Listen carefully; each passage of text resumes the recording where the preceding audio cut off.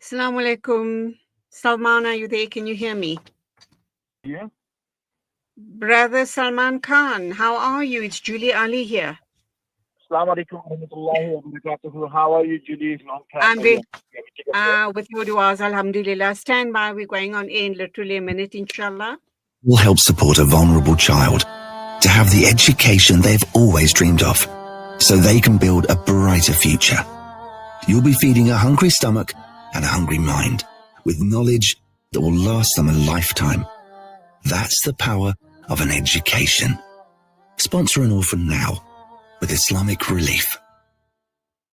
Breaking stereotypes, moving boundaries, joining hands. Salam Media.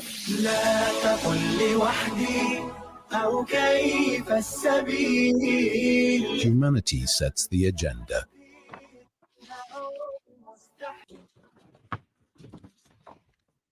Bismillah ar-Rahman ar-Rahim. Welcome. It is 9:38 on News and Views this morning. And next we are going to be talking to Salman Khan, founder of the South African Kashmiri Action Group. And he's going to be talking to us about the tensions between India and Pakistan. And of course, there's also the big question about the Muslim world's response. And I think that this is a grave issue because not only regarding the India-Pakistani conflict, but I think the same question needs to be begged by the rest of the Muslim countries in the Middle East regarding the support for the Palestinian people. But for the purposes of this interview, we're going to focus on the India-Pakistan current conflict, and let's understand what exactly has been going down. We do know that the fascist Modi BJP regime is there's this incursion going on between the Pakistan Islamic State and Salman Khan, who is the founder of the South African Kashmiri Action Group, has asked the all-important question: history will judge us. Who were the friends of Muslims and Islamic Republic of Pakistan, who decide to remain numb and subliminally support the Hindu Zionist Modi BJP regime? And he also says there are some of us who sit on the fences like mannequins. How is history going to judge us? Brother Salman Khan, Assalamu alaikum, welcome. Wa alaikum assalam wa rahmatullahi wa barakatuh, my dear sister and my comrade in arm, Julie Ali. How are you? Salam to all the beautiful listeners of Salam Media. Alhamdulillah, with your du'as, all well. And I'm very pleased to see that all these many years later, you are still involved in the struggle in trying to highlight the situation of the Kashmiri people. And now this has, of course, resulted in this standoff between India and Pakistan. What is the current situation like there? And undoubtedly, once again, there is going to be the influence of foreign powers propping up India. And we need to then also understand where and how is Pakistan's position strengthened, who will support the Pakistani situation. Over to you, brother. Thank you very much. First of all, thank you for giving me the platform at the Salam Media. I must emphasize with the actions 3 weeks because the conflict broke out on the 22nd of April. And today is 11, so it's over 3 weeks. The Salam Media has not entertained anyone off, I would say. I didn't see much of the headlines made by the Salam Media on that issue.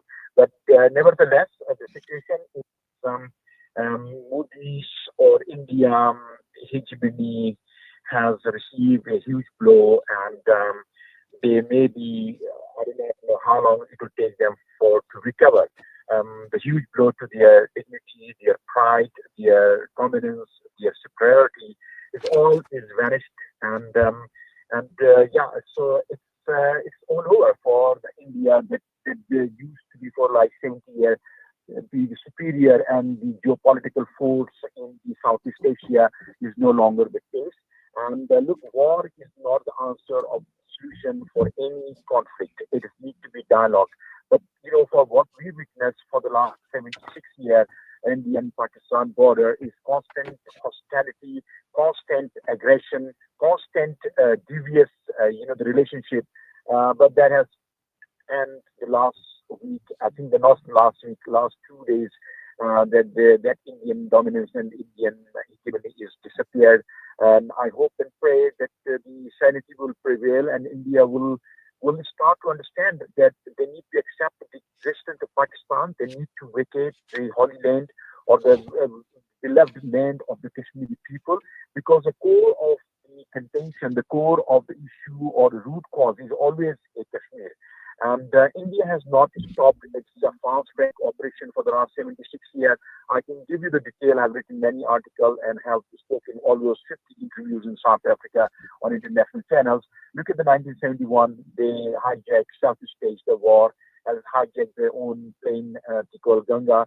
In 2002, when the Bill Clinton was visiting, they brought the Sikh massacre in Kashmir and blamed Pakistan.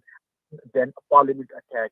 Then you have the attack onto the Hindu Pandit, all these things. Then they had the 36 or 37 soldier was blown in Pulwama attack in 2019, which gave them a pretext to revoke the international treaty of 375 in Kashmir. And now on the visit, there's always been a pretext and it's always been a opportunism. So this time, the vice president, first visit in the Trump administration, the Vice President Vance was visiting. He arrived in New Delhi on the 21st of April. And then you got the Palestine attack on the tourist bus or tourist destination, and 24 innocent people were killed. Just the day after. So, it's been there as every time that you look, the Indian modus operandi of the intelligence is exactly the same. It's like an old vinyl LP record stuck on a track moving forward. But I hope that their false flag operation will stop, and then the bloodshed at the border of India and Kashmir will stop. At the moment, we're looking at the peace talks, we're looking at some sort of a negotiation, and let's see how the cookie crumble in the few days to come, a few weeks to come.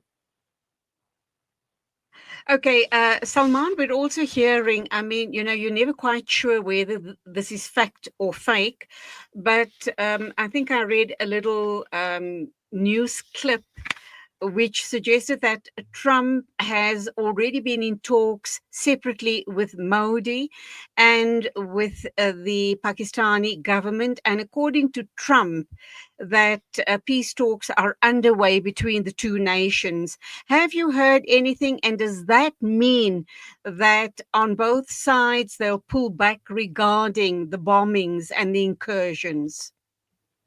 Look, the peace has already, what we call it, a ceasefire has implemented on the 11th night. And I'm sure you see it after the Palgan attack, India attack onto the Pakistan 6 sites in civilian, especially start the war on, or this first strike was in the Masjid Bilal. And that was, they call it Operation Sindoor, which we turned them into the Tandoor.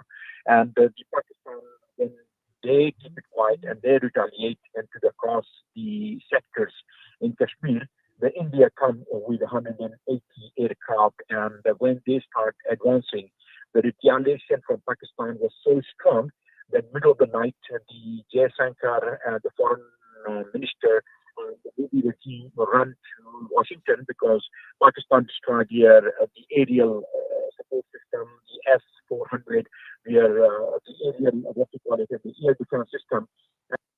That sorties to be flown by Pakistani was deep. They destroyed 16 air bases.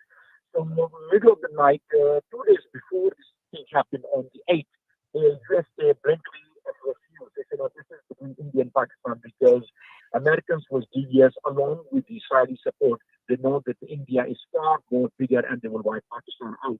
But they got a very, very, like say, rude awakening when Pakistan start wiping out their defense system and attacking onto the border and deep into, and then when they attacked onto their air services system, India became completely blind. They could not fly any aircraft. They could not fight anymore in the air.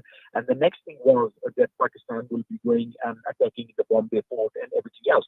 And middle of the night, then of course, from the administration contact Pakistan and India for restraint, maximum restraint, and also ask Pakistan and India to bring the immediate ceasefire. So on the 11th night, all these things happened where the 2 days before the Trump administration was confident that India have the firepower to clean Pakistan out in the 21 minutes. But that was, the humble pie when it was proven to be wrong. Then, of course, they run for the life because the next thing was happening that Pakistan will be attacking their military installation deep into after the second round. So I think it's all very dubious brokerage. And yes, the U.S. administration has called for the lasting peace in the region. And of course, we have put forward that the Kashmir issue must be resolved. And I think the peace talk is not started yet. The confirmation of the ceasefire has already started. That's yes. And what it is being decided between the U.S., India, and this, there would be a neutral place where the both parties will feel comfortable. They will be, it could not be India and Pakistan, maybe it could not be USA, maybe it could be anywhere in the Middle East or could be anywhere else, wherever the both parties agree. It will be a neutral place for the negotiation.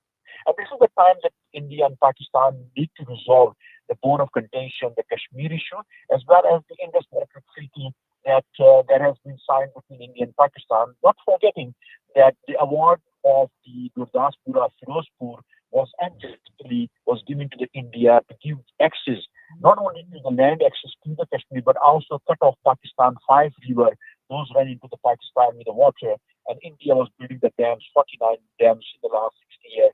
And now, after the attack, they say we're going to unilaterally revoke a treaty which was governed by the World Bank and the Court of Arbitration. They say we're not going to honor that and we'll cut off all the Pakistan. So I think the top of the agenda will be the Kashmir, then it will be the Indus Water Treaty, then of course the hostilities and the fifth generation warfare that India carrying out on the proxy war from the Afghanistan into the Pakistan, from the Iran to the Balochistan, and from the Nepal and Bangladesh and all the areas trying to destabilize Pakistan. That will be discussed at the intelligence level because do not forget, 5 years ago we caught one of the the naval commander of Ulbush Yadin, that is in the custody of Pakistan. He was operating in Balochistan, and India has asked for a release at the International Court of Justice, which Pakistan refused, and that case. So India is very much involved in a proxy war to dismantle Pakistan on a sectarian basis or a national tribal basis. Okay. And, so I think, yeah. So All right. all these things will be discussed in a greater detail. Okay, we're going to have to leave it there. We've run out of time, and sadly, your line is very, very bad. I hope the next time we speak with you, we can get you on a better line. But thank you for that update. Go well, and salaam alaikum to you. Wa alaikum assalam wa rahmatullahi wa barakatuh. Sure. Okay, and I just want to read out something that's been posted here by Layman Labrador. He says, "Good day, Julie. Pray for the Philippines." On the occasion of the ongoing May 12 elections for the new members of Congress, this comprised of both the Senate and the House of Representatives. Of course, our prayers to all people all around the world, and especially for the Philippines that are going into an election. Thank you indeed for that update. Hopefully we can cover those elections sometime in the week by Salilo. So thanks for the update. It is 9:51 a.m. This is News and Views on Salam Media.